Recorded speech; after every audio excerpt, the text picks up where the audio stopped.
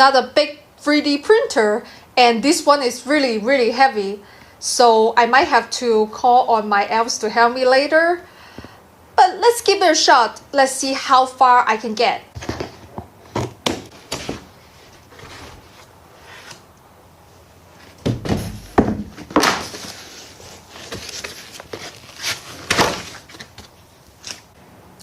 So we have some acrylic panels here.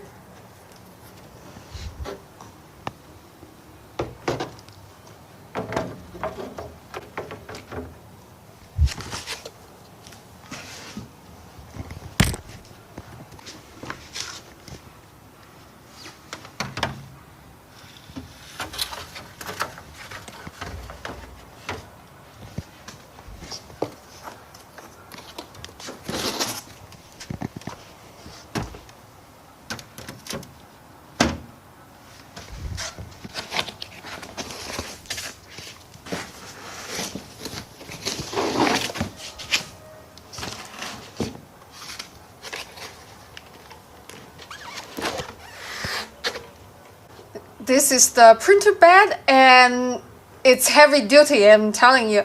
They have some aluminum wraps in the box too. I'm going to show you in a second. Let me put this on the top of the other box first.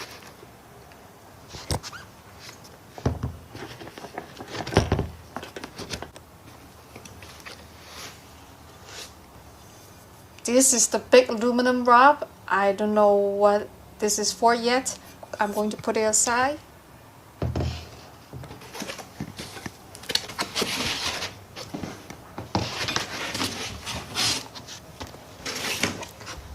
I will move all the foam first because there's it looks super heavy, a super heavy metal in the box.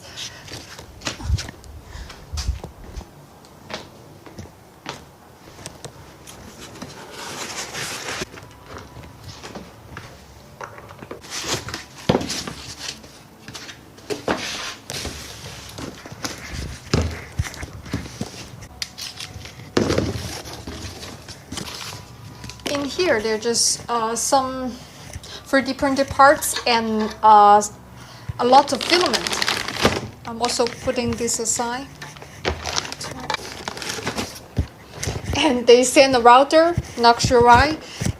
Just put it aside. More filament.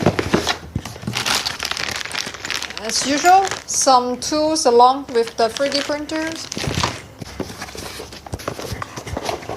And in this box we have the cable, the spatula, and some bearings, maybe for the spool holder.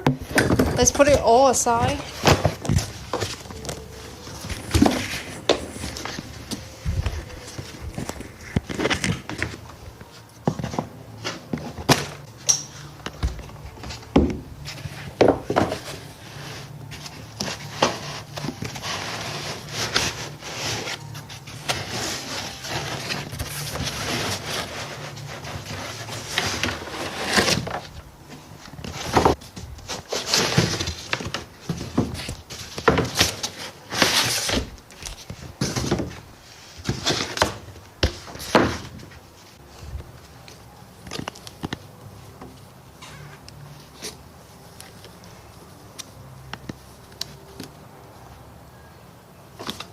I don't think I can do it. It's way too heavy. But I could work on the other parts first. Okay, I will just leave it here.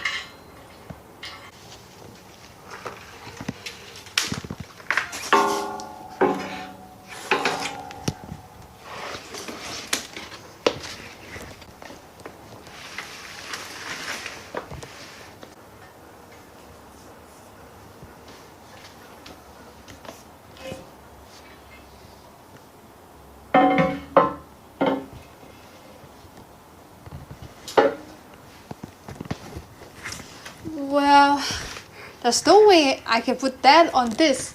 So I'm going to get my elves to help me. Well, I have to keep going and see what I have to do next. Next, there is still something in the box.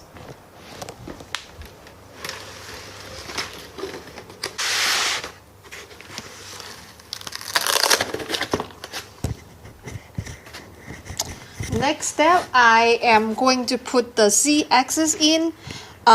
Here there is, this part there is a groove here. Is it called groove? In Chinese we called it 沟槽. I'll show you later. Or maybe you can see it from here. So let me get my screws first.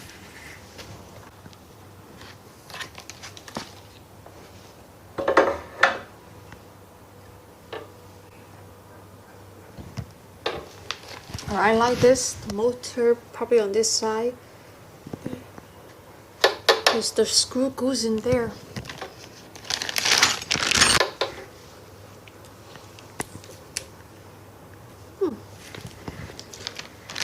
I see. So the longer screw goes at the bottom, and the shorter screw goes on the top because there's labels at the on the back.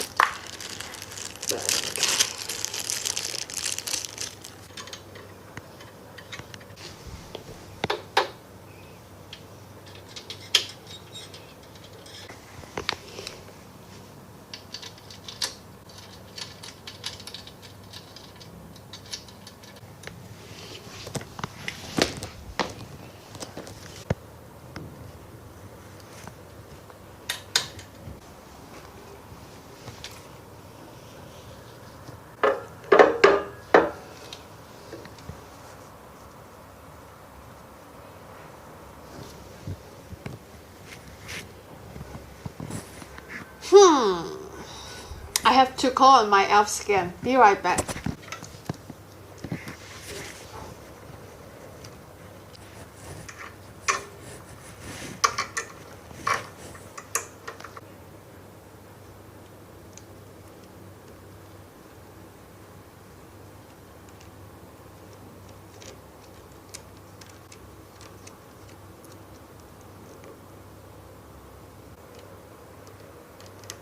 So the printer is a sample.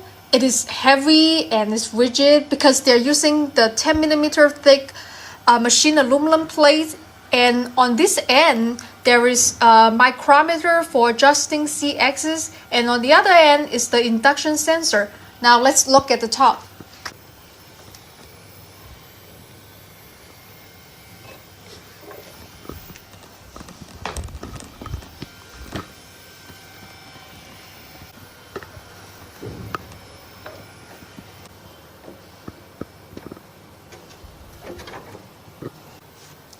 There is a Raspberry Pi here. It is running AutoPrint.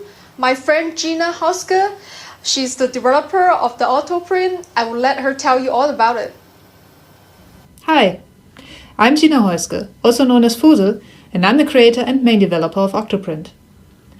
Octoprint is a web interface for 3D printers that allows you to control and monitor all aspects of your printer and the ongoing print jobs right from within any browser on your network. You can also create time-lapse recordings of your prints, and on top of that, there's also a fancy plugin system included that allows extending the core functionality in various cool directions. Octoprint runs basically everywhere, be it a cheap computer, like a Raspberry Pi, or that laptop you still got lying around. And it is free and open source software. I'm going to put Gina's links in the description box. Please consider visiting her channel or support her on her Patreon. She does fantastic things for the 3D printer community. So underneath the Raspberry Pi, I don't think you can see it, there is a smoothie board for 3D printer controller. They also use it for CNC or laser cutter machine. I think it is a pretty good choice, but I'm talking to them about maybe using a Durab board. Maybe it's more suitable for this. After all, this is just a prototype. They are going to make some changes later. And here, obviously, they're using the power supply. But this one, at first, I thought it is stepper motor. Because usually for normal 3D printer, It is a stepper motor, but this one turns out to be servo. In the front there is the motor, and at the back there is the sensor. So with the servo, it always knows its position. I'm excited to see how it performs.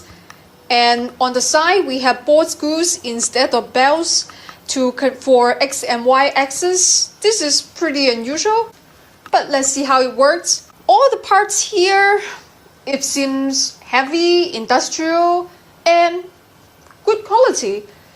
I'm already connected to the auto print, so now I'm going to try to level the bed.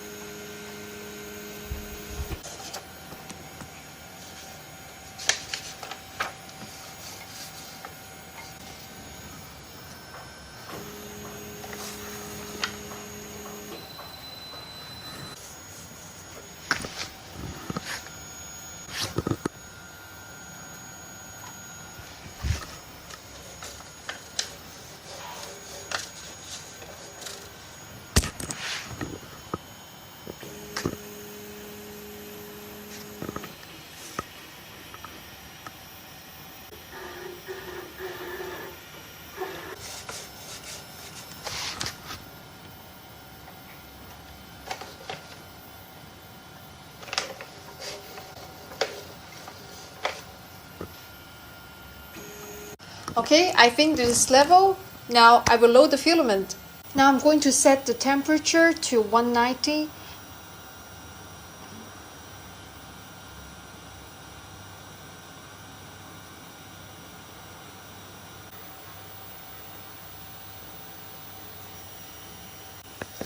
I think that's it.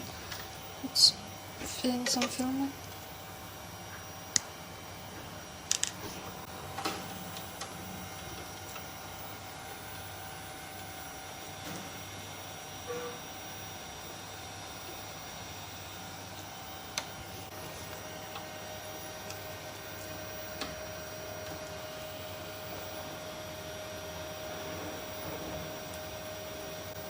Okay, now it is coming out.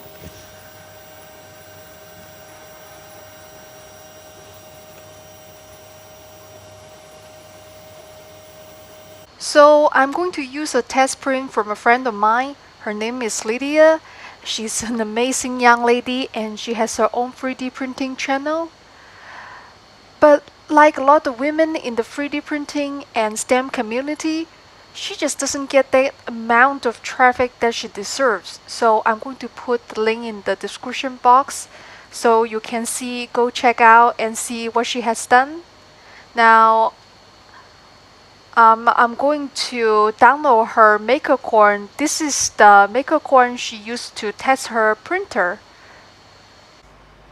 Now we're in Simplify 3D. I'm just going to drop that. It just dropped right in the middle of the build plate. Now the Lydia's voice is printed at 200%, so I'm going to do that, change it all to 200%, and it automatically scales that. I think this one needs support, so I'm going to check generate support material, and this is just from the MakerThink people, this profile. So as is, I'm just gonna use that, and it looks good.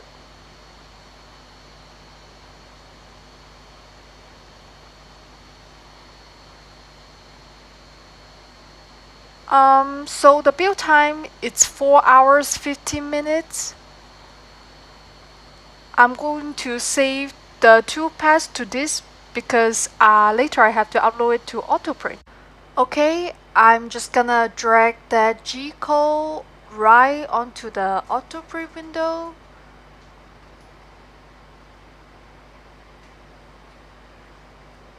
And there it is, MakerThink.gco.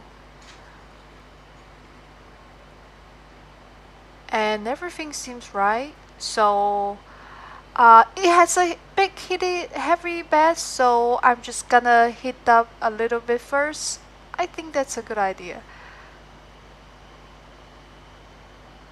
Okay, everything seems ready to go. Let's print it.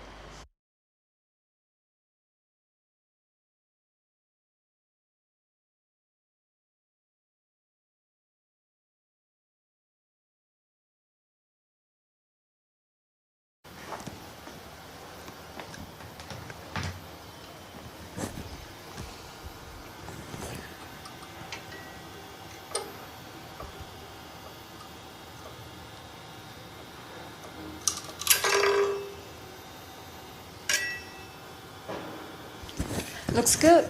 All these objects are printed at 0.15. It looks clean. And take a look at the benchy bowl. The layer line is fine, but I guess I could dial it in a bit because I'm using Simplify 3D. But the Maker Muse Torture Cube, it is a little bit stringy and there are some small blocks on the side. But for the first print, I think it is more than acceptable. So what's the verdict? There is no verdict. This is just a pre-production 3D printer. And the MakerThink company sent it to me so that you guys can see what improvement they can make and change. We've going through some discussions of what they can do to improve it. But as you know, I'm not super technical. They sent it to me so that you guys can see how it worked and maybe give them some feedbacks. They respect the feedbacks from the community, unlike some of the Chinese company, they are not so responsive. But this one is, they're open to any suggestions. So I'm going to put their address in the description box. Feel free to contact them anytime and tell them what you think, what they can do better to improve it for printer in this class. And remember, if I can do it, anyone can do it. Please subscribe and see you on